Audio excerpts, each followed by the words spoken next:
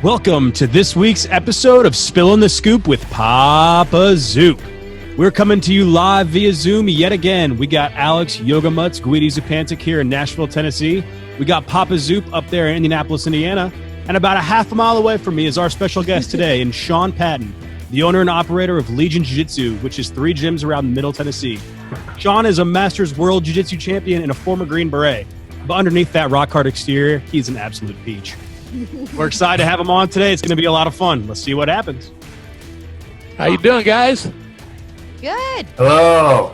Everybody's good. We were talking ahead of time. We get, that's the problem with coming on early is you start to spill some of the beans. We'll cover some of the same stuff. Alex, how are you? You look beautiful as always. Well, thank you. I'm good. It's hot today in Nashville, so I took the fire is not on. John was like, "Do you want it on?" Absolutely not. Please don't. Please don't. So.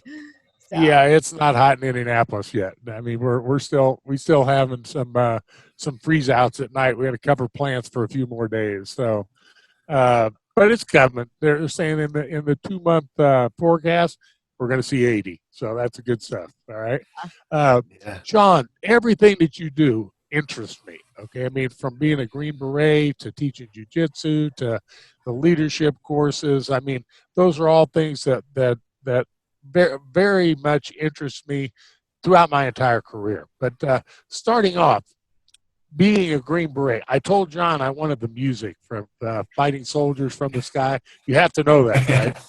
Yeah, absolutely. Isn't that one of the things is you have to be able to sing that for forward and backward? Absolutely. I told him I wanted it. He was afraid of copyright infringements and everything else. I said, I'll pay the fines on this. No matter what it takes, we got to have that song. But, and that's on my workout tape, by the way, is that song. But being a Green Beret, going through what you went through, and how old were you when you started in that system? So I started in the military right out of high school. I went to the military academy at West Point, 3 weeks out of high school, so 18. I did that for 4 years, and then I had 10 years total as an officer. And the first half, so about the first 5, I was in the regular Army because especially as an officer, as a Green Beret, you can't just go straight into it. You know, you have to have some experience first. So I was an infantry officer in the 101st Airborne Division for 5 years. I was lucky. I had a rifle platoon, a regular infantry rifle platoon, and then a scout and sniper platoon that I ran, and we did deployment into Special Forces selection, and actually came back to Fort Campbell in 2011. So I had about 5 years, and I was 28 when I showed up to my first team, and had the brand new captain bars on, brand new Green Beret, walked in as the commander, and was the youngest guy on the team. Wow, that must have been really intimidating. That went over real well. But how hard was it to become a Green Beret?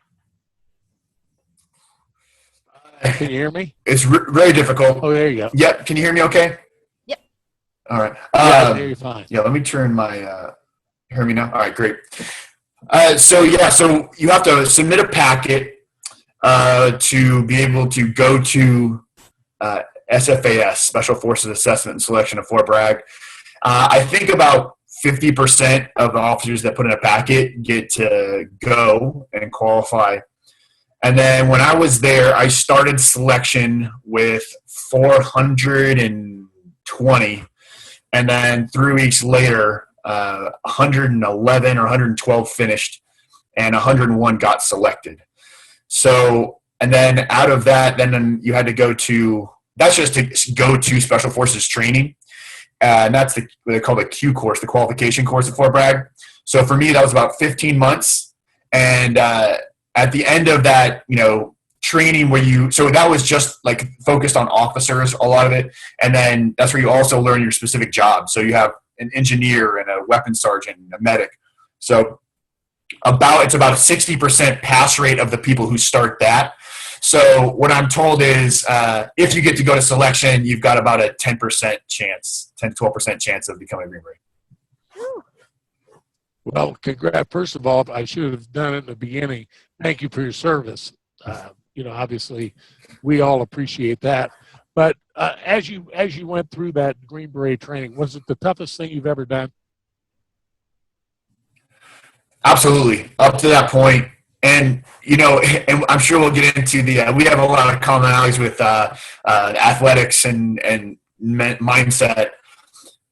It's interesting that throughout my career in the military, I kept hitting these sort of milestones and realizing if I hadn't had previous experiences that I did have, I don't think I would have made it. So I remember specifically, earlier, one of the toughest schools I went to was Army Ranger School that I went to when I was 22, and had some issues where I ended up, it's supposed to be 2 months. Very few people go straight through. Some people, it takes an extra 3 weeks. I was there for 5 months.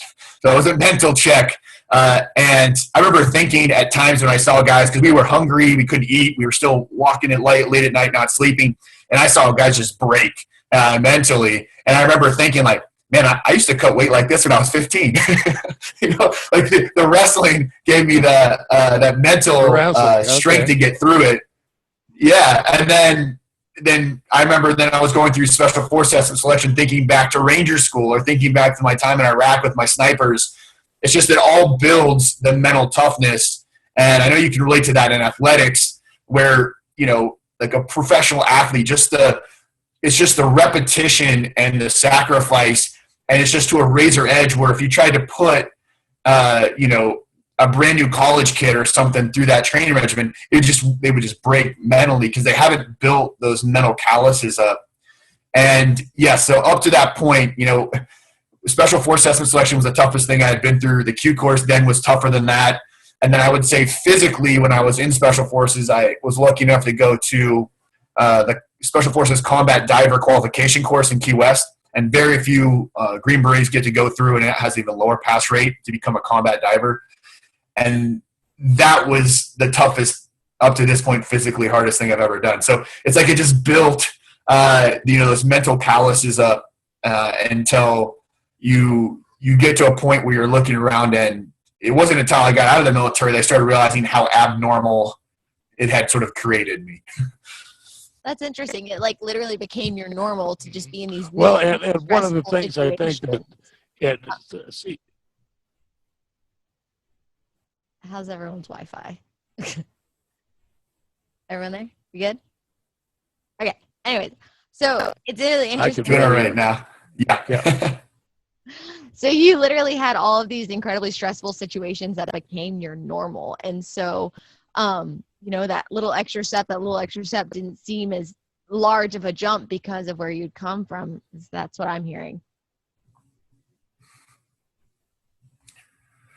Yeah, exactly. And I started realizing that there's just like, that was one of the biggest and hardest transitions is, for everyone, I think coming out of the military, and I know it's the same, and I'm sure Papa Zook could talk about for pro athletes coming out of that intense world. But coming from a special operations, special forces environment where everybody's sort of just like, that's the standard, that's where everybody's at. And then you come out of that and sort of to the real world and you realize how much of a difference that is because, each one of those things sort of builds you up into these where what would break and what does, I've seen, I see people break all the time mentally with anxiety, depression, stress. Oh, I have to work from home. I can't handle it.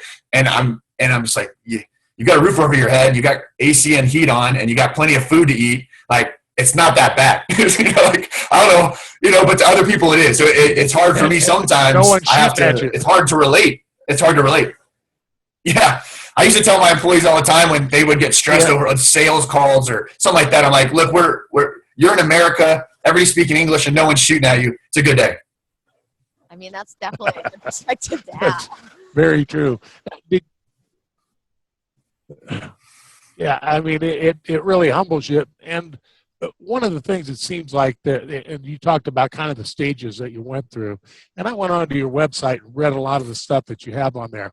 It seems like one of your formulas for success is to take the complicated, simplify it. Take the complicated, simplify it. Take the complicated, simplify it. So that you get it down to the point where there are few things that you have to do perfectly to be successful. Yeah, I think that's absolutely true. I think that's really that's what great leaders do. I think we were talking, before we turned on record, about great teachers and great coaches. And I think it's almost a sign of mastery in a sense, is getting rid of all the noise and all the minutia and just get to what's the root problem? What equals success and what equals failure, and then focus your energy on that. When we used to get a mission, we had a whole system, and I've translated that now that I use with some of my business clients. When we get a new mission from higher, and we have to break it down and decide, what are we going to do first to get ready for this, and how are we going to analyze things? And the first thing you do is analyze the mission and pull out the key tasks. And a key task is only a key task if you don't do it, you fail. And if you do it, you succeed. And that's all you worry about. You pull those things out. And I think that's what great leaders, great coaches, and sort of the people that are masters of their industry, I think that's what they're great at, is getting rid of the noise and simplifying. And you say on your website, and I think it's worth talking about your website a little bit now. It's stronger leaders, stronger profits. And in it, you say two things that I found very interesting. Create the culture. Okay, you have to create a culture, and then make a decision. I mean, that ultimately is your responsibility to make the decision. But creating a culture leaves so much room for interpretation. I mean, when you create a culture, whether it be on a pro football team, whether it be as an athlete, you create your own culture, especially when you're in an individual sport like wrestling, like jiu-jitsu. Those are individual sports. Of course, in wrestling, your points counted for the team, but ultimately it was you. And it was the finger pointed at you.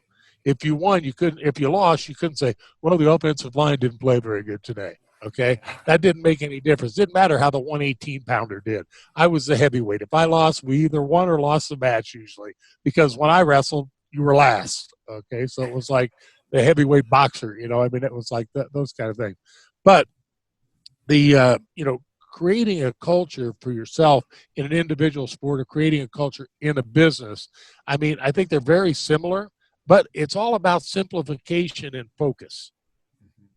And I think that's the reason, in that article, which you bring up, is sort of exactly what you said, right?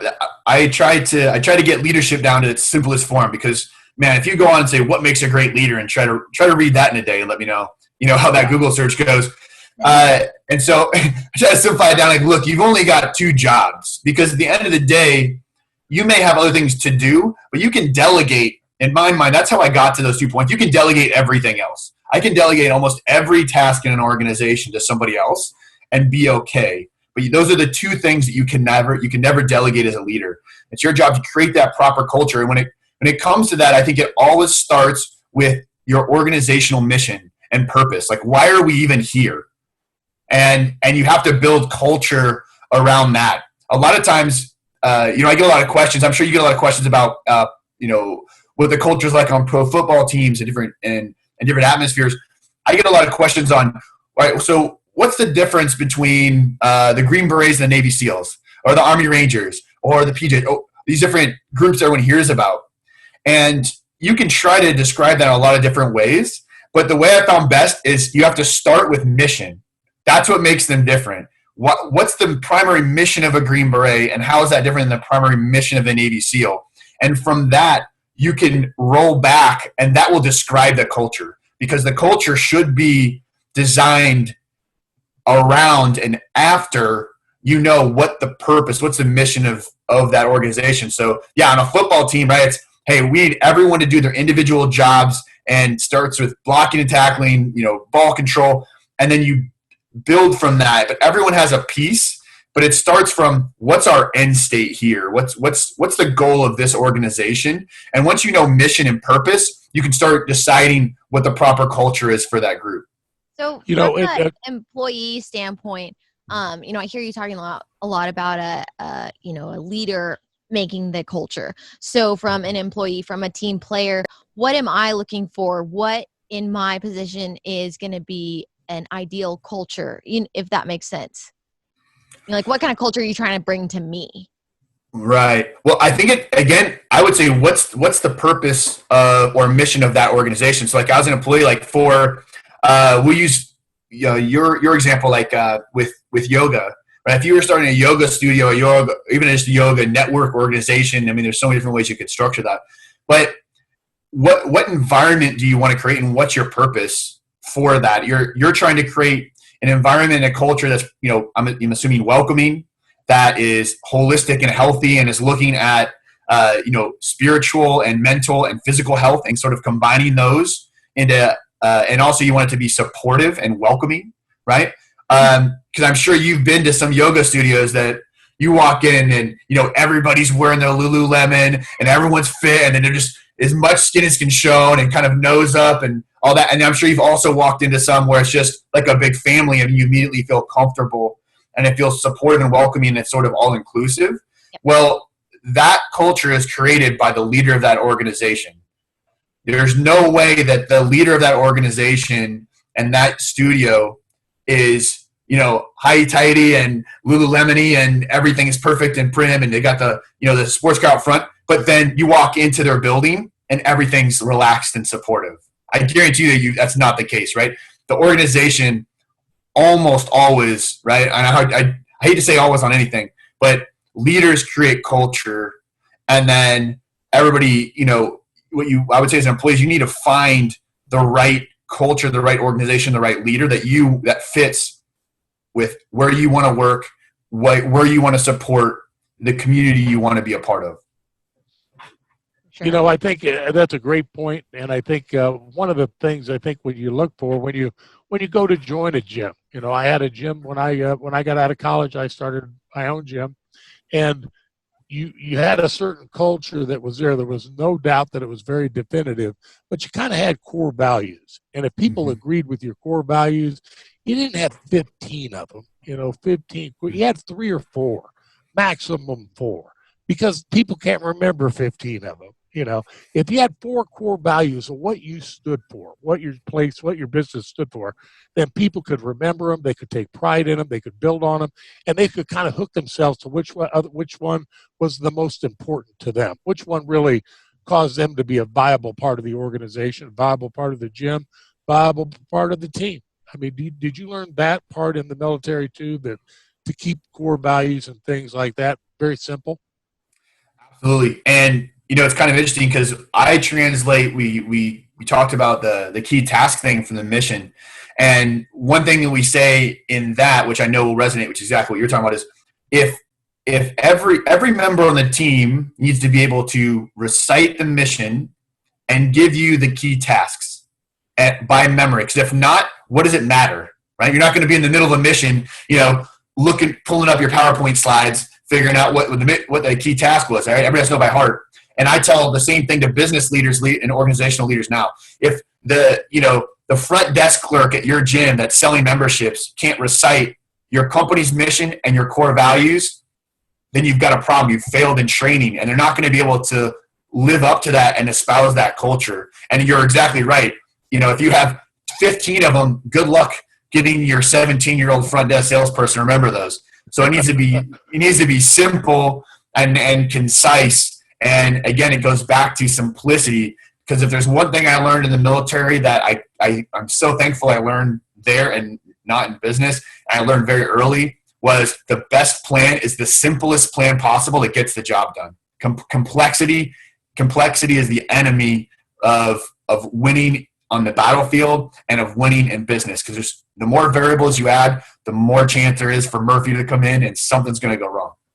Exactly. Yeah. I mean, I think that simplification is genius, and no better place to see it in play, and in play in a very important way. It's not whether you succeed or you fail in your business; it's life or death where you're coming from. So, they've I'm sure studied it and found out that the best ways to do things were to take the complicated and make it simple so that everybody could follow it under highly stressful situations. And that's where I think it's so interesting. Go ahead, Alex. Complexity, it's not only just can be confusing, but it can be like scary and overwhelming. In my past job, I did a lot of work we called root cause analysis. So we would take this problem that ended up being like huge and catastrophic in our terms, not your terms, and we would step it back. Each step was, okay, why did this happen? And you'd ask yourself why until you could no longer ask yourself why anymore. And that was your root cause. And all of a sudden, this giant, scary problem that in our world was catastrophic was like, oh, that's not so scary. It's simple, like we've been saying, but maybe it's an easy fix. Maybe it's not an easy fix, but at least we know what the problem is. So from someone who's coming at it, like, it's scary. And yes, it's easier if it's simple, but if you make it simple, then it's more achievable to someone who's not used to being in those highly stressful situations that have those calluses built up, like you were saying. Well, and I think that, the simplicity, I think that it's the great ones, right? Or when you get to sort of that mastery level of something, that's the kind of the difference maker. And I'd love to hear, of your opinion on this, but take like a quarterback or an NFL player. What separates sort of average from great is probably their ability to do exactly that process, right? Like there's so much input and variables and things going on, and the ones with the most experience and the ones that have got the reps in and have done the work are able to take that analysis and get to exactly what Alex said, get to the root cause. What is the important thing, and look at one or two indicators to make a decision. I know when I do jiu-jitsu, I try to teach this is it's so complex, jiu-jitsu, and you're in this fight and there's so many things going on. And when I'm trying to make a decision in the heat of that fight, I look at a move and I say, okay, there's an indicator here. Like, all right, if his hip moves over, this is what's coming. If his hip moves the other way, this is coming. So now instead of looking at all the crazy stuff going on, I'm looking at that hip. And as soon as I see the indicator one way or left or right, boom, now I'm attacking. Would you say that's sort of the same that you saw in your time in the NFL? In every position. I mean, it's whether you step with your right foot first. If you step with your right foot first and you're a left tackle, okay, I know you're going to go down inside. Or let's say you step with your left foot first. I know you're going to set up for a pass block. If I'm a pass rusher, that tells me which way to attack. Now, that all goes all the way back to the quarterback. The quarterback watches tons of film, so that when he looks out there, and Ted Marchibroda, God rest his soul, was one of my favorite coaches that I ever worked for. He coached at the Baltimore Colts, and he coached for the Indianapolis Colts as well. And I had Ted as my head coach. He would watch tape for hours until he found a tip. And the tip was this guy lines up and points his toe out to the right a little bit every time they do this. And he would go to the quarterback and tell him what the tip was. And that tip meant a lot of victories because he would analyze guys. I remember one time he wanted to do something while he was looking for these tips. And literally it would take 8 to 10 hours for him to find these clues. And he said, can you give me a treadmill, Zoom? I'm going in my Ted Marchibroda impression now. Can you give me a treadmill or something, Zoom, so I can walk on it while I'm watching the tape? I said, sure. So I got him this huge treadmill, big Woodway treadmill. It was a $10,000 treadmill. And at the time, that was a, top of the line treadmill. So he's walking on this treadmill. And, I told him, I said, you hook this to your belt so that, if it pulls it off, it'll stop the machine and blah, blah, blah. He's just shaking his head like, okay. Well, obviously he didn't do any of that because I came in the next day. There was a big hole in his wall. And I said, what happened, Ted? And he said, I was walking on the treadmill. I got the tip. And I got so excited, I stopped, and I flew off the back of the treadmill, and my feet went through the wall. And he's like 70 years old at the time. I'm thinking, that could be a dangerous, life-threatening thing. But, it is like that. It's in football, it happens all the time.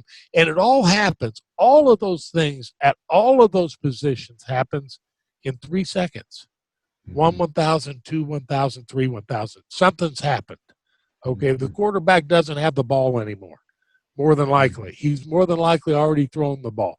If not, he's got a couple of snarly defensive linemen right on his back that are faster than he is, bigger than he is, stronger than he is, and you get the guy. And I know you're a Kansas City fan, so I know you had the best of all worlds right there.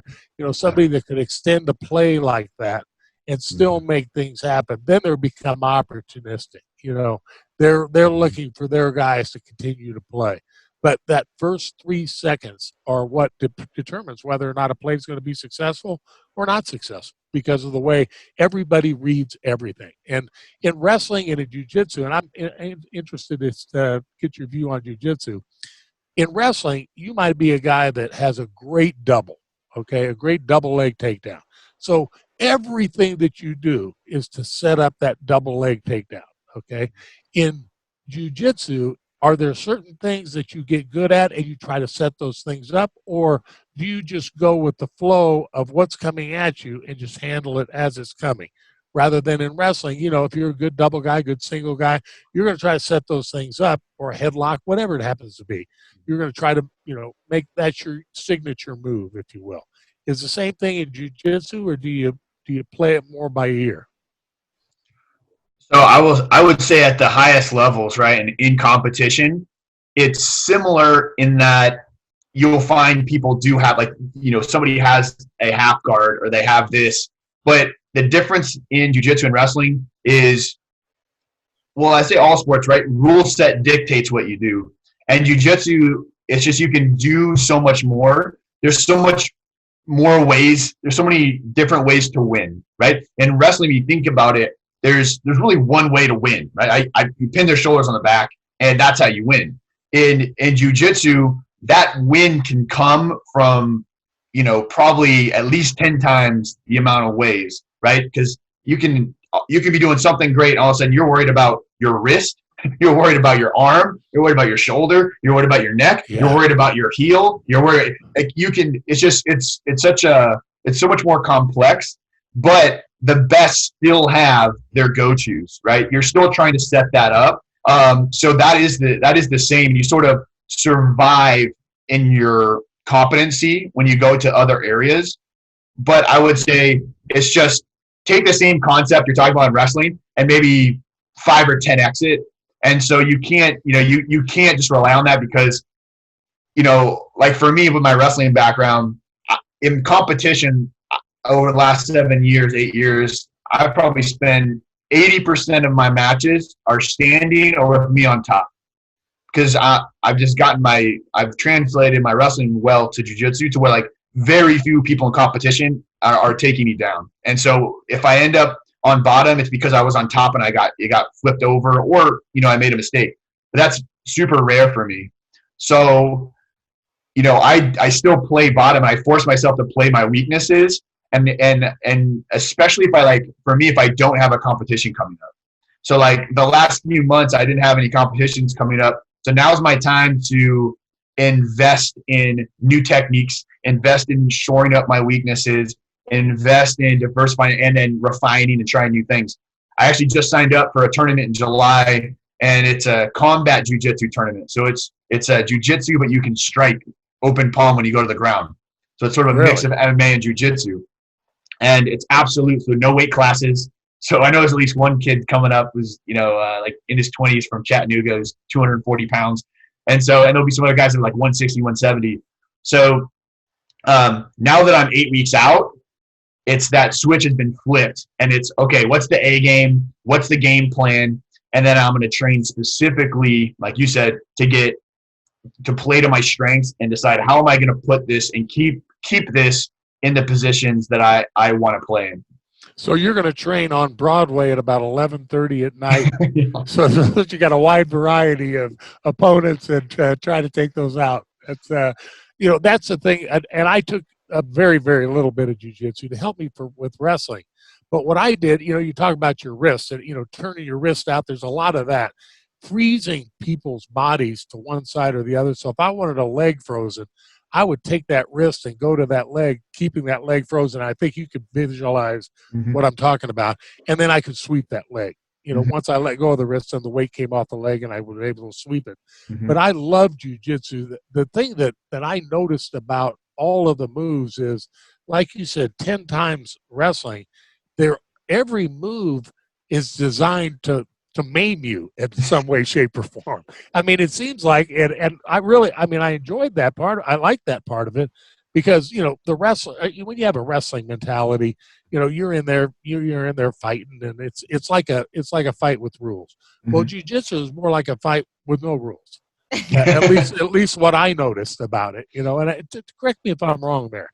Yeah, I mean, I think that, like I said, rule sets dictate the fight, and it's so interesting now that martial arts have evolved so far that you sort of have the different areas, and then it sort of, at this point, all sort of culminates with MMA, right, in the UFC and that sort of stuff, where you've taken the whole rule set and you've limited it so it's so limited that you really do see as close to, hand-to-hand combat in as you get. Jiu-jitsu compared to wrestling it's just it's so much more complex, complex.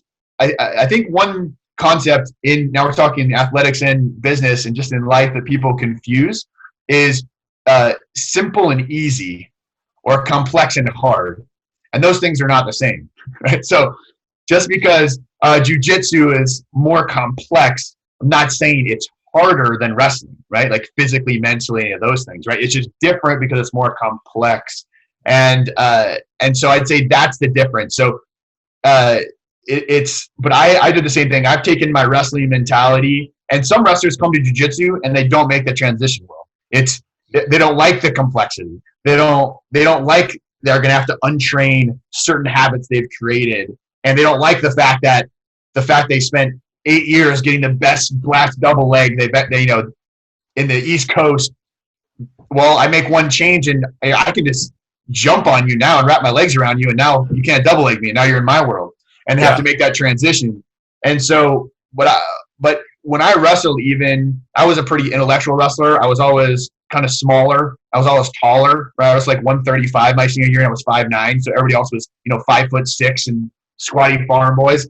And so I had to be more intellectual. I couldn't just power through people. And I think that's why my wrestling's translated well for my jiu-jitsu. But what I try to impart to my students and bring from wrestling is that wrestler's mentality of, hey, look, this is a fight. And sometimes people get so caught up in all the possibilities and all the complexity. I could do this and I could play this and get fancy. And then all of a sudden you're just like, not if I just go hard, right? Like at the end of the day, in a fight on the field of sport, and I would say in life, right? In the end, violence of action wins the day. Right? Hey, it's like George Patton said, right? A violent plan executed now is better than a perfect plan next week. You just got to go. Like get an 80% solution and just want it more. And that's how you win in a fight. And I think that's how you win in a business too. Well, and to your point, a fight lasts 10 seconds. If a fight lasts for a minute, people are throwing punches like this. They're exhausted, the average person, So a fight doesn't last very long. So it's like you said, concentrating, being able to concentrate, being able to simplify, being able to carry out your perfectly executed game plan right then and there and going as hard as you can. And that certainly transfers to business as well. But there's times when you have to take a break. And I know Alex offers something at your gym, for that's kind of the opposite end of that violent end of things that more opens up. Alex, talk about how your yoga plays into, totally rounding out the jiu-jitsu formula. Yeah, so it's kind of funny. You guys are talking about violence, and like the yogi inside me is like, wait a second. No. No violence here. No, but I don't know much about jiu-jitsu. I've practiced like this wee teeny tiny bit, but Sean and his wife Madison and John and I have all become friends. So Sean's helped us out teaching some women's self-defense classes for a little bit. And I started to realize how a lot of the movements in jiu-jitsu kind of mirror some of the postures in yoga, as well as they're constantly closing off. So when you're on the ground, you're trying to like make yourself smaller and obviously Sean's going to be able to explain this better than I can, but you're smaller and trying to kind of like be quick and maneuver yourself where you need to go. But at no point are you ever like, look how big I am. Let me open up my chest and my shoulders and my hips. So what I do is, well, when, everything's open, I teach a restorative class there. And I actually kind of transition to it into more of like a gentle flow because I'm an athlete. You guys are both athletes. Going slow is very, very difficult for me. I don't like restorative yoga is typically done passively and you hold postures for 3 minutes. And then about by the second posture, you're like, what time is it? Is it done yet? I don't know what's going on. So we started doing a gentle flow, which basically it works on opening the shoulders. So drawing the shoulders back so that way your chest is open, your heart is open, opening the throat, making yourself really vulnerable, which, is not what you want to do when you're wrestling, when you're in this violent fight.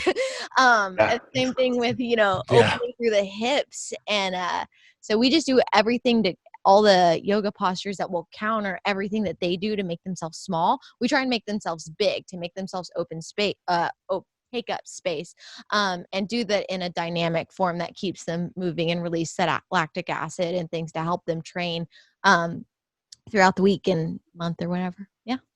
I was gonna say it's been awesome. That's one of the biggest things I changed up toward the end of last year was integrating yoga more and more until this COVID thing happened. I was doing yoga 2-3 times a week, and I had never done that before in a regular basis. And I noticed a huge difference in the way I felt, in my recovery, in my performance and mobility. Because Alex is exactly right. You get these overuse injuries. I think in a lot of sports, right? You're doing this repetition. There's one way to be in, and exactly as she said in jiu-jitsu, a lot of it's just, you want to keep everything tight and closed in. You want to expose yourself. Even when I teach my intro sessions and I teach kids, we talk about having baby T-Rex arms.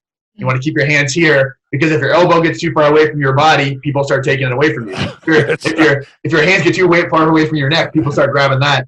And you do get these. And I've noticed that my recovery and just like those minor injuries, those minor tears that just sort of wear down your body, that it opens everything up. And my recovery mobility, I'm able to train so much harder and better when I have a regular yoga routine. And it's just a great compliment, I think, for almost all athletes. But I've been pushing it, and I'm hoping to do even more of it with our gyms. If anyone who can, does jiu-jitsu as a hobby and does it competitively, they need to be doing yoga. And not only that, yoga teaches you to breathe through discomfort.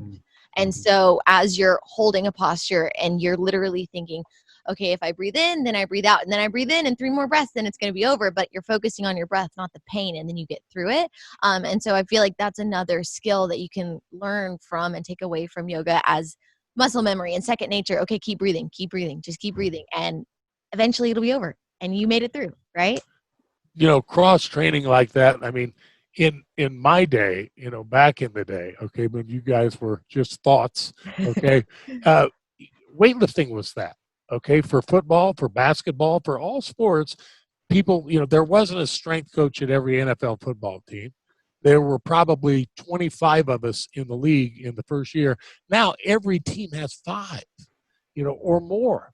And it's incredible how much people have learned about, and it's incredible how much they've learned and how it's all gone full circle.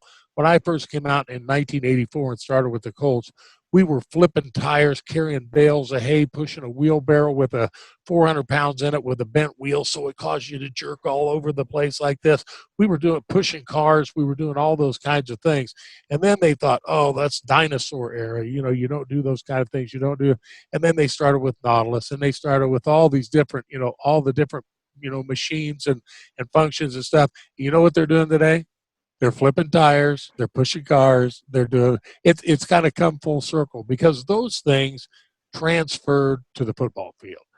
When you were pushing a car, you were doing that a lot. You were pushing a person instead of a car, but you were going to failure. You were pushing as a coach, and you both know this. And as a strength and conditioning coach in the NFL, my job was to push them every day this much further. And every day it was to their breaking point, because when they reached their breaking point, a lot more happened than they got in better shape.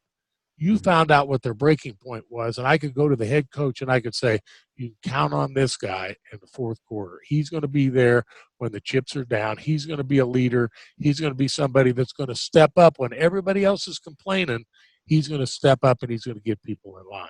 So it was a physical thing, but it was a mental thing as much. And I'm sure, I'm sure that, Sean, you've experienced that in everything that you've done, that 99% of it's right here. Mm-hmm. Yeah, I remember, I think those are great points. And I've got, two things that feed off that. One, well, before that, Alex, your point about breathing, I think is critical. I think that's a huge advantage of yoga that I failed to mention. Well put.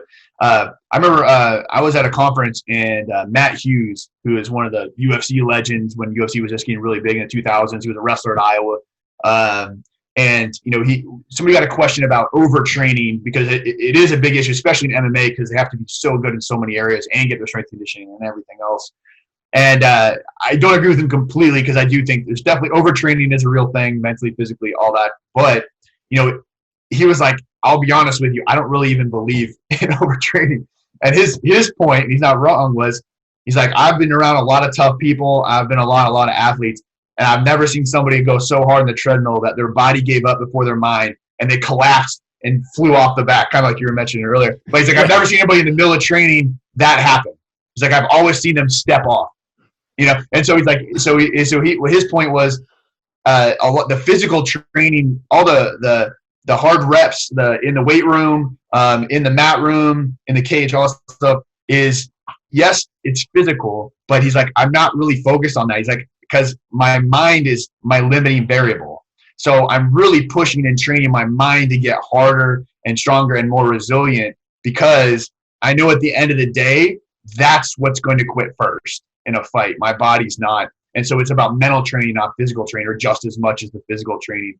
And, I remember as a sort of example of that, it was my first day at Special Forces Assessment and Selection. And we had to do 3 events a day. So there's three things you did a day. And events could be short. It could be a run, could be a long ruck march, could be a team event where you're carrying logs. And like you said, you've got a rope, a wheelbarrow with 2 wheels, a truck tire, and something else, and a telephone pole. And you've got to take it 5 kilometers down a sandy road and just figure out how. Whatever it is, you're doing something. And I remember at the end of that first day, going in the, the shower room and changing. And I remember looking around, 400 guys there. And I felt like I was in like an NFL locker room or like a college, everyone looked like a Division I athlete. Everyone looked like a beast. And I remember thinking in my head, like, am I the one that's going to fail? Because like, who's going to fail this thing? Like who's not going to make it? Because everybody just physically just was ready, everybody. And then sure enough, though, you start to see the grind and you're on a long ruck march. It's rainy. It's 3 a.m. You've got 50 pounds on your back. You've only been getting 3 or 4 hours of sleep a night and you're just going. And then you just see somebody just drop and sit down. The same guy that was Adonis, in the locker room walking around is just on the side of the road, just done, and that's what I started realizing that it really, when it comes down to it, is all in your head. Your mind is your weapon. Your mind is your motivator. And that's the difference. That's the difference maker, because at the end of the day, don't get me wrong. It's not that it's easy to get in shape. That's not what I'm saying, but it is simple, right? Like getting your body physically in shape to go do a long ruck march. It's hard work, but it's not complicated. Put weight on your back and do it, and you just do it. But when you hit adversity, when all of a sudden it's rainy and you're tired and you haven't eaten, and all those things are starting to happen, are you mentally, going to get there? And one of my favorite quotes from Iowa wrestling, I was a huge fan of Iowa wrestling back in the day, was somebody said to one of their athletes, what makes you different? And this is during the Dan Gable time when they were winning national championship. He said, the difference is we do things that will make goats puke. Yeah, that's good. That's good. So, Well, and Gable, you talk about him. I trained with him on several U.S. teams, and he would have us pummel for 20 minutes to warm up. And then you look at the clock. He had a clock in the weight room, and he had no heat in the weight room either. It was always cool. So you had to work to lose weight. But he had a clock in there, so you'd watch it, and there'd be about 2 minutes left, and he'd go, 10 more minutes. And it would, like, you'd look around, it would just break people's hearts. I mean, it would break it, and that was exactly what he did, and on purpose. And we used to do stuff called self-imposed environmental misery.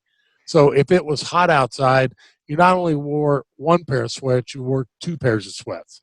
And you didn't drink water until you absolutely had to have water, or there are always little things. Of course, now a lot of things have changed. I mean, they got trainers running after people with water all the time. But in the real world, you do have control over those things. And when you do push yourself mentally, I think it translates into every part of your life. I mean, it makes you a winner, and it makes you able to go when other people can't go anymore. So, question for both of you, as business leaders and as coaches, what do you look for in a player or in a employee that shows you that they're mentally tough, that they are that mentally strong employee, that kind of secondary leader that you've been looking for? Go ahead.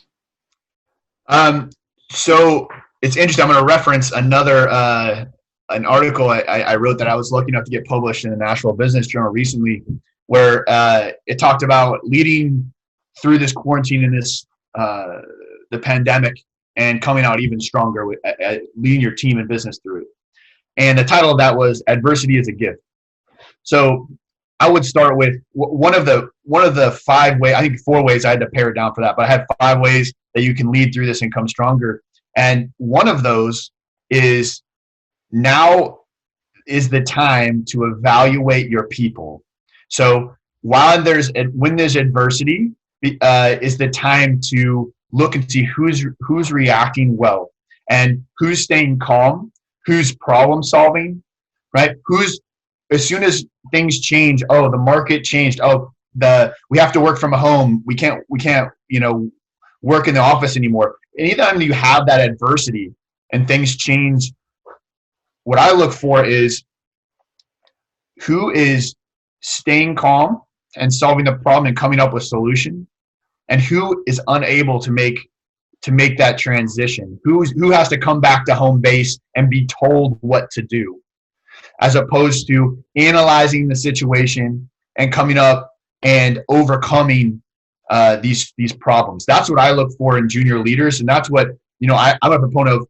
A lot of times you think about it, anytime you've done a promotion or you're hiring someone, you have to ask them these questions, right? You have to be like, okay, so if you're leading your team and then all of a sudden everybody has to work from home, and what do you do? And you have to sit here and hypothetically have them give you an answer and evaluate it.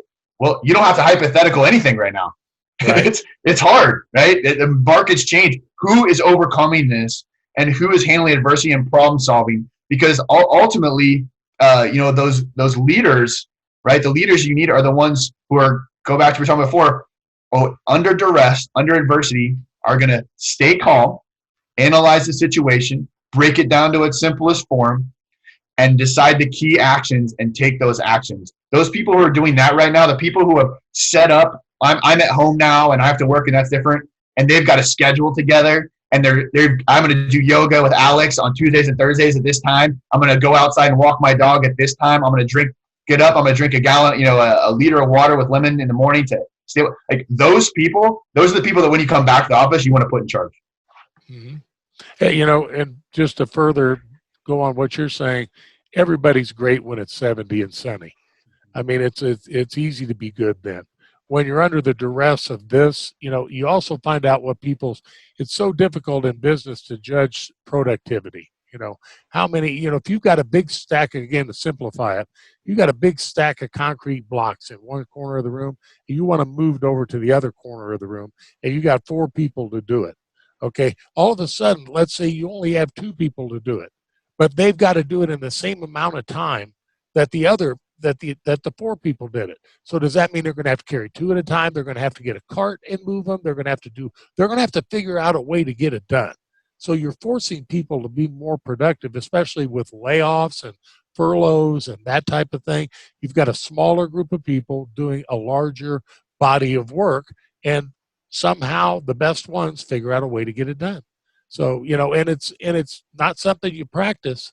I mean, it's not something we didn't get ready for this. We didn't have pandemic practice, at the beginning of our, I've got almost 2,000 people in our company, and they're all over the country. So they're feeling it differently everywhere, and the weather's changing now everywhere. And, Indiana's a little bit behind as far as getting hot, and hopefully the virus disappears a little bit when it starts heating up.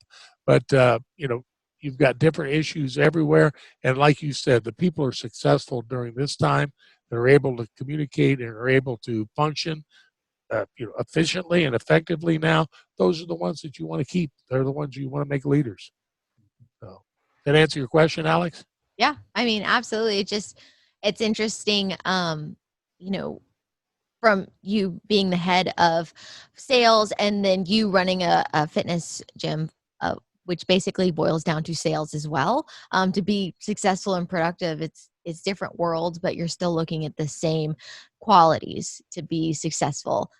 So yeah, no, I think it's super interesting. And right now, especially, everyone has the opportunity to step up and show that that's who they are, and they have the ability to adapt and change. And it's, I guess, whether or not they're going to choose to do that or not, I think that, optimism is a key component for an entrepreneur, is a key component for a leader. And that doesn't mean you're not a realist, right? I mean, you're still grounded in reality, but I like to say that, your goals should be driven by your ideals, and your decisions should be based on reality.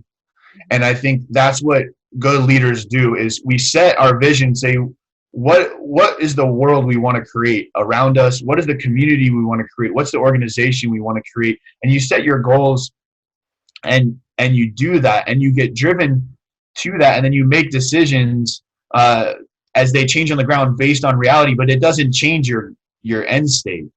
And and the people who, as soon as they hit the first obstacle, if you're, I'm going to describe this right.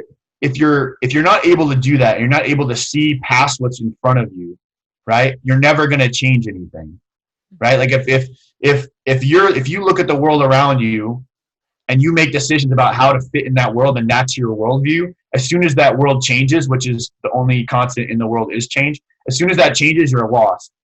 But if you're not seeing what's out there, but you're seeing what's possible and what you want to accomplish beyond what's currently in front of you, then changes in front of you and changes in the market, changes in opportunity, changes in jobs don't deter you.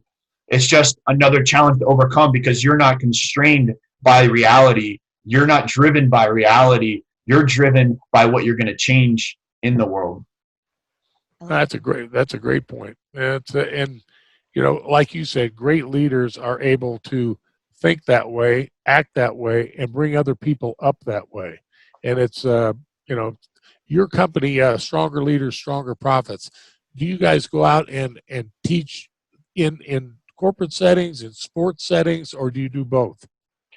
Yeah, so I started this just at the beginning of the year, so it's so new. When I got out of the military, I knew, even before I got out of the military, I knew that my passion and my purpose, my natural attributes and my passion and all that were all in leading people and organizations. I mean, even since I was a kid, it just seems like I'd be on a sports team and I would all of a sudden by the midseason I'm in charge. It's not just kind of where my life's always pointed, and I've perpetuated, I think, that ability through decisions to put myself in position to continue to develop that way. But it's kind of like Jim Collins says in Good to Great, right? It's creating a flywheel. And he talks about in there about having a personal flywheel where it's innate ability along with your passion and desire, and then how can you make money doing it? And you put those three things together, and that's how you're successful and content in life. And for me, that's leadership. But what I didn't want to do is come out of the military, and I know guys who you've probably seen in the market that do this, but come out of the military and they say, okay, I've led this, I've done that. I'm going to go be a business coach. I'm going to go tell business leaders how to lead in business. when they've never been in business, right? And those are two different things. It'd be like thinking that because you were a great, an NFL coach, that now you can go run a Fortune 500 company. Like those are different things. Those are different environments. Those are different. Your control over your employees is different. Same thing in the military, right? Sure. So I knew I didn't want to be that. And so, like you said, breaking it down to its simplest form, I'm like, well, what do I know, right? What are my tips? What are my tells that I know I'm ready to do this? And I said two things. I said, one, I need a formal education in business. So I went and got my MBA from UNC Chapel Hill so I could be a generalist and understand how business works and the framework behind it. And the other thing was I said, I need to start a company from scratch and get it profitable and sustainable. Because I kind of think of entrepreneurs are like the special forces of the business world. If you can do that, you'll be Fortune 500 CEOs that have been in corporate America and are making millions and millions of dollars, and they're scared to go out and start on their own. Sure. And so I figured and it's not just to put on the resume, right? That's part of it, to have their credentials. But the main part was I knew I needed to go through those experiences, and I figured if I have done those two things, I feel like I'll be qualified to stand up in front of a Fortune 500 CEO and be able to have a peer-to-peer conversation and add value to them. And so my first business failed. I bought a franchise and I tried to make it work, and I made a few bad decisions on my end, learning things. And then also I didn't get the support I wanted. And then I also found out that, when you are part of a franchise, even if you know you need to make changes, you can't, for all those reasons. And, for someone who's always been a high performer and is used to succeeding, to have a first business that I put everything into and it failed and it had to go into bankruptcy. And I went through a bankruptcy, that's so hard. I remember I haven't shared this publicly, but I remember at one point I was, with Madison, my now wife, and I was in tears and I was breaking down. I never had an anxiety attack, broke down in 22 months of combat. And I did 2 times as an entrepreneur and depression just always is there. And I remember breaking down and being like, I'll keep it PG, but how am I going to change the world if I can't sell freaking gym membership? Like that was, in my eyes.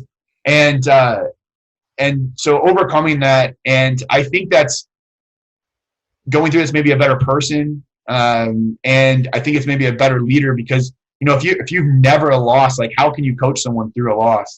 And so I went through that and I spun off and started Legion Jiu Jitsu. And I also found out that my real passion, well, I enjoy fitness, but it really is in that martial arts world. And I got some new partners. We started again. And then end of last year, we got profitable and I got it to a point where I felt like we were sustainable. And so I launched it. So I've only been doing a few months, but yeah, what we do with Stronger Leaders, Stronger Profits is we serve really any organization or business. I don't want to just say, it's just for-profit businesses, but nonprofits, sports organizations, anyone. We really focus on leadership and we serve them through one-on-one coaching, group consultant work, speaking, and then I also have an elite leadership workshop that, within 3 months I had, two big companies that had signed on to do it. And they've postponed it till the summer, but I'm really excited about it. But where I teach, what I've done is combine these, what I feel like is a lifetime of leadership lessons that I crammed into a decade and take that. And I think that as we've kind of just talked about in this podcast is there are some commonalities in sport, in the military, and business leadership, and people are people, and maximizing the potential of people in an organization. The core principles of creating culture, making a decision, managing systems, all those things are the same. And then we take the business lessons and we help people optimize their organization through those facets. And, what really was working at first was, it starts off with a speaking gig, right? It's easy. It's cheap and easy to bring me in to talk to you for a half hour. Sure. So I would get called in there, and I had a major home builder in the Southeast. It started with just their division's real estate agents, and they were doing so well that they were worried about apathy, and the market was good. So say, how do we make sure that they don't get apathetic with good and they shoot for great? So they brought me in to talk. Then that was awesome. Our division president, are you available in 2 weeks to do this again with the division? All the division leaders, sure. Come in, do another talk there. And then pulled aside there was the division president's like, what else do you do? I think we need more of this. And that turned into a one-day whole leadership workshop with all leaders in his company. And, so it's, as with any startup, it's just been, putting value out there to people and getting responses. And of course, now with everything going on, I've shifted to writing more articles and doing more video and trying to provide value in other ways. But I try to look at every interaction, personally and professionally, as an opportunity to exceed someone's expectations. And I feel like as long as we keep doing that and adding value to people, we're going to be good. Well, and you're definitely a great writer. I read everything I could find that you wrote, and you do a great job writing. You're an intelligent man, and you've done a great job of transcending just business and sports, but the attitude, the success attitude that's required to be successful at both.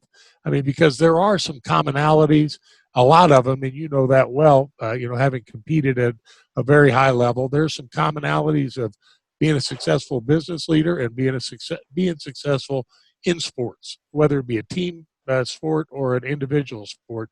I personally think that, that the individual sports really groom you better for really a team sport atmosphere at the end of the day, or to run a company.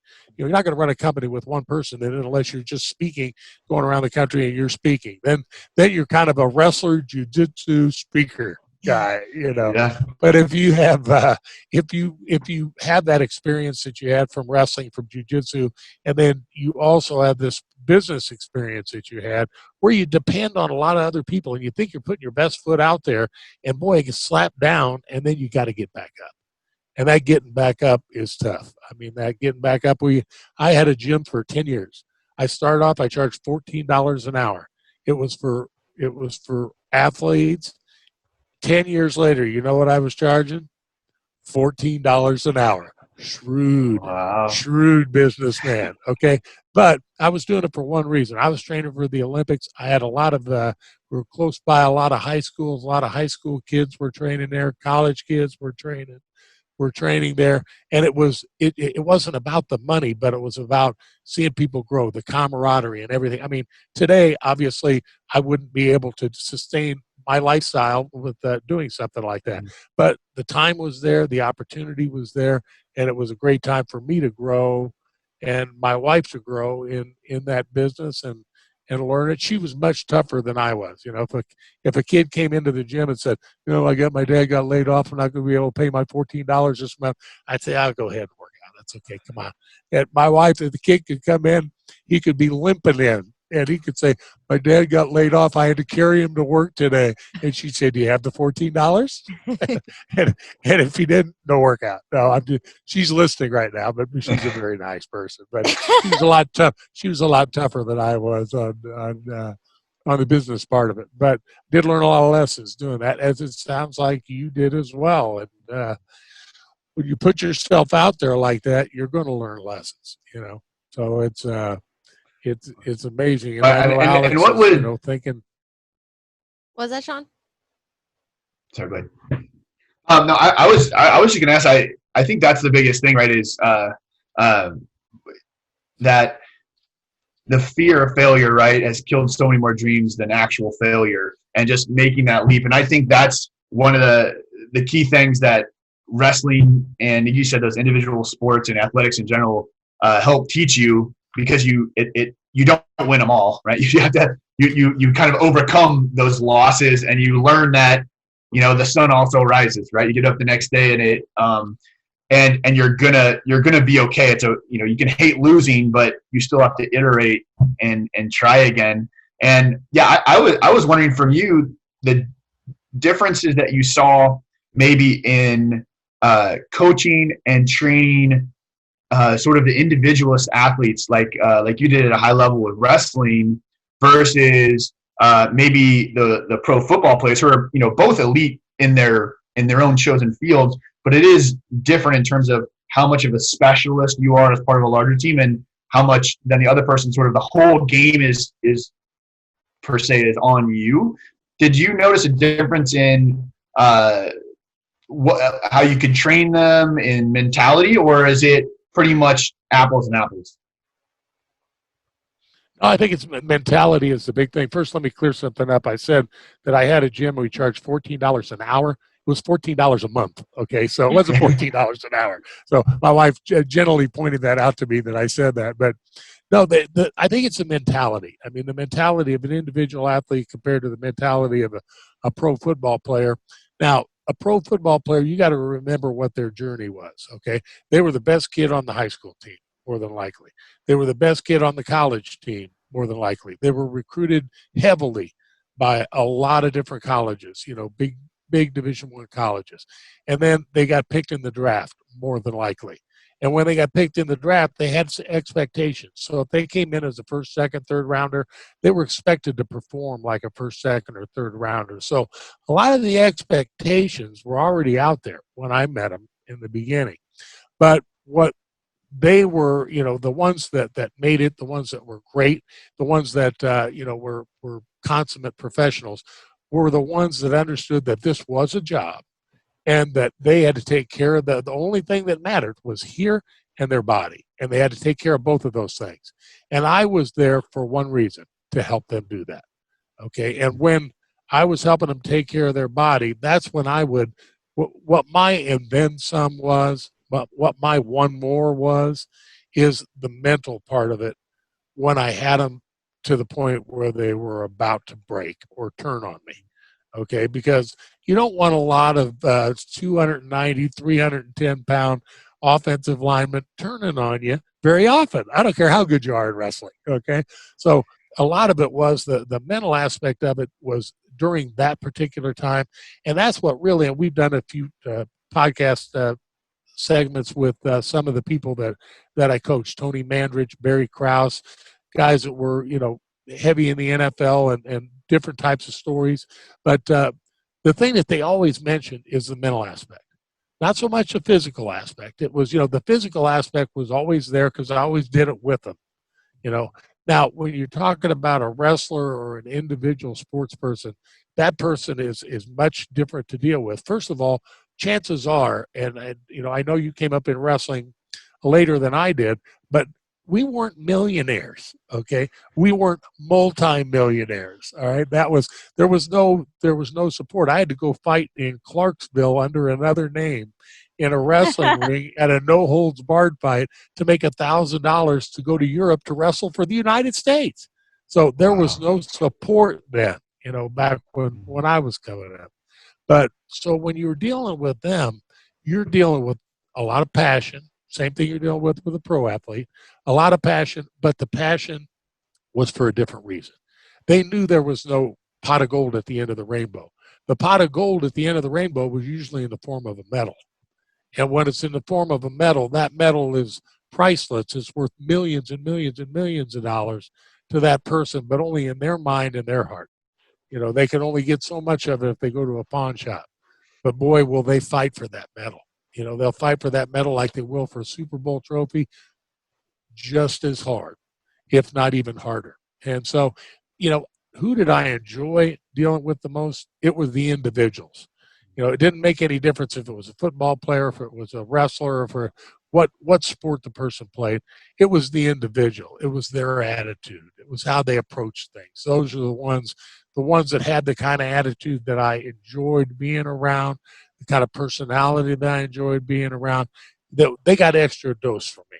I gave them an extra dose, and that was who I wanted to be around. People that that I knew I could help, that I knew I could change, that I knew I could be a force with, and that's where I derive my enjoyment from being a coach. And I'm sure, running your gym and seeing guys succeed, you're in the same way. And Alex, you same thing. Yeah, absolutely. And I think an extra dose from Papa Zoop is pretty priceless as well. Yeah, and I don't know how many doses I have left, but I mean it's still very fun to do. It's fun to work. I mean, I enjoy working out, and I know you're in a whole different place. You're still competing, but to compete, enjoy every one of those moments because it seems to go so fast. It seems to go by so fast, but you still feel like when you look out there and you're walking around, you can still go. You don't feel that. I don't feel that old. So you're looking at, John's in the room there. John and I could still go. I could still walk with John. So, John, do we have any questions from the audience? There are a couple audience questions, actually. Sean, do you want them? There's a gym-related question, and then seems like coming from the perspective of starting a business. Which one would you like first? Let's do the gym one first.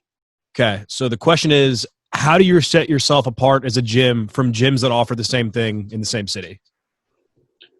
Well, so it's huge to differentiate yourself, and in the business we call your UVP, your unique value proposition.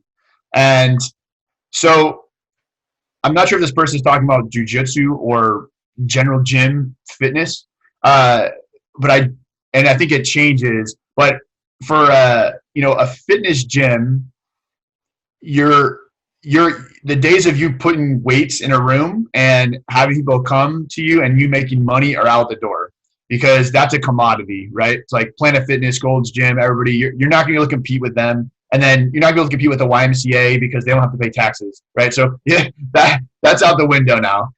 So you have to differentiate yourself by the service, and that really comes from a few things. The biggest ones are going to be your people, right? And in athletics, and I know Alex would probably say the same thing in yoga, right? Like, it's really about that person, that coach, that instructor, that teacher, that personality, and creating a culture and community that people want to come back to. And I think that's the only way you're going to be successful in the fitness industry. And then it's from a similar perspective, with like jiu-jitsu right now, what makes us different than the area people? And it really comes down to our instructors and our community and how we take care of our students. And so, and what the difference too in the fit, I think it's probably a lot of businesses, but especially I've seen, fitness and in martial arts, is that what gets them in the door and gets them started, like what you did to differentiate yourself in that part of the initial sales cycle, and then what gets people to stay are two different things. You have to do both well, right? Like how you kind of market yourself and differentiate yourself to get people to join is going to be different than the reason that they stay and continue to train. And you have to do both, or you're not going to get people to come in, or they're going to go right out the back door. So to get them in, what you have to exude, I think, first of all and foremost, especially in martial arts, is quality. Like who the instructors are, and show people that what you're teaching, because there's so much BS in martial arts, and to show people that you have a good, professional, clean facility that also gives quality instruction is how we differentiate ourselves in the jiu-jitsu world, to get people to come in. And then to get people to stay and have a sustainable business, we get them to do that by creating a community. So it's not, if it's just about arm bars, no one's going to stay, right? It takes 10 years to get a black belt in jiu-jitsu. It's too hard, and no one's going to last if all they're looking is, I just want to know how to choke someone out, that person's not going to stay with you. And if that's all they're getting from you, they're not going to stay with you. But right now we've been able to retain members while we haven't even been open, because we did things like create a private group, provide virtual classes. We did a t-shirt design contest so the kids could design the next t-shirt for the gym. We do one of these women's self-defense. You create a community that's bigger than arm bars and rear naked chokes, and that's how you differentiate yourself and stay sustainable. That's kind of, I was going to ask you about motivating your community, retaining your community during these times where we have to be virtual. So when you're doing a coaching session via Zoom or whatever platform, what changes do you make? How do you make it more personal, more just maybe not as motivating, because there's nothing like being one-on-one with a person, but like, how do you motivate your teammates, your family members, your community members, your gym members, via Zoom? Like, it's hard. It's so hard. I think one of the biggest things, I did a bunch of research when I realized we were going to have to do this. And, you know, one of the best sort of quotes that stuck with me is, you know, one of these videographer film people said, the camera steals 50% of your energy. So what that means is, like, if I need to get the same result, I have to give twice as much, be twice as animated, twice as much energy, right? Like right now, if I was in front of you, I wouldn't be talking like this with my hand because that would be weird. But right now it's normal, and you have to do it to get the same response from the person on the other end. And so you have to bring more energy. You have to put more thought into what you're teaching, because it's not a natural way to communicate. Same thing I teach business leaders now that, you know, doing Zoom meetings. You can't come into it and just kind of spitball. You got to come with a game plan. You got to come in ready to go. Boom, boom, boom. Here's the agenda. You have to be way more structured in that environment. So bring the energy, be way more structured. And the final thing is, like I said, at the end of the day, it's not about the arm bar. It's at the end of the class when you're like, hey, you know, how's little Scarlett doing? Is she doing okay working from home? You know, I was school going. It's about the personal connections and meaning it. It can't be surface level. I say the same thing about every great coach that's made them great, every great leader in business or anywhere else, is they really love their people and they care, and people can tell. They can tell if you're being facetious, if you're being shallow and you're just asking to ask, and if you really care and if you listen to what they say. And when you do that, people will walk into a hail of bullets for you if they really think that you love them and you care about them. That's a great answer. Yeah, that's amazing. You know, we talked last week, we were talking about speaking, and you know, you just said that the camera steals 50% from you. If you watch the Sunday morning preachers on television, they've got it mastered. I mean, they could make you get up and call them up and say, here's my credit card number. I mean, they're really good at it. You know, they're really good at that, at conveying that energy. And I mean, that's very difficult for people to understand. I mean, unless you've been on a Zoom meeting, unless you've had film of you doing things, you know, you perceive yourself of doing it one way, but you don't have a bunch of mirrors in the audience, you know, when you're speaking to a live group that are giving you the feedback that you need. You wait till the end of it and they tell you, oh, that was a great job or whatever. And when you have to watch it, well, you're your toughest critic. You are your own toughest critic. John, what's your other question? Okay, so the way that I read the question that it was sent to me seems like it's coming from the perspective of starting a business. Mm-hmm. Is it better to hire people because they fit the culture that you personally want, or is it better to build a culture around the most qualified potential employees? That's a good question.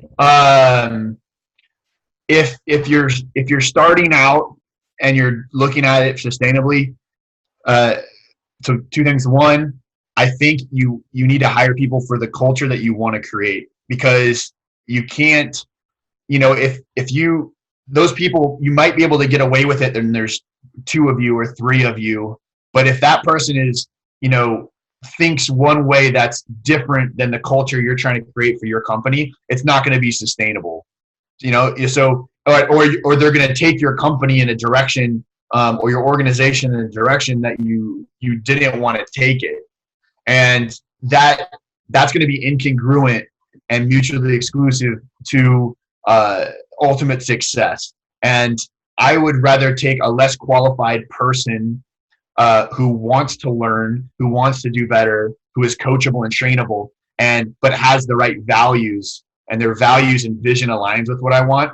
It's going to be easier to build up their working capacity for that person than it is to take a person with a high working capacity and bring them and change their mindset or their worldview or whatever their values are that are incongruent with your company. So I would do that, absolutely. But in terms of individuals, you know, if you have to make the determination, is this person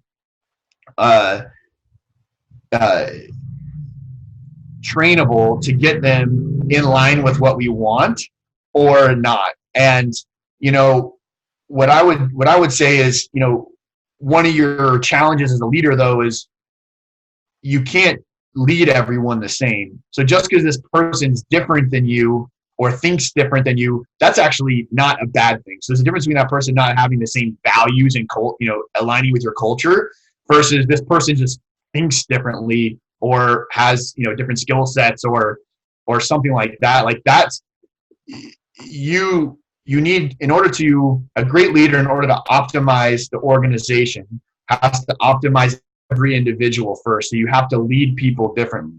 Some people you need to be more directive, and it's like trainers, right? I know like sometimes you need that person to come in and just kick your butt, and they want to be told what to do, and they want to get after, and they want that. And other people are going to break, and you're not, and they need more positive reinforcement, or they need to be. Some people you can just tell them, "Hey, I need to do A, B, C," and they're like, "That's all I need. I'm good."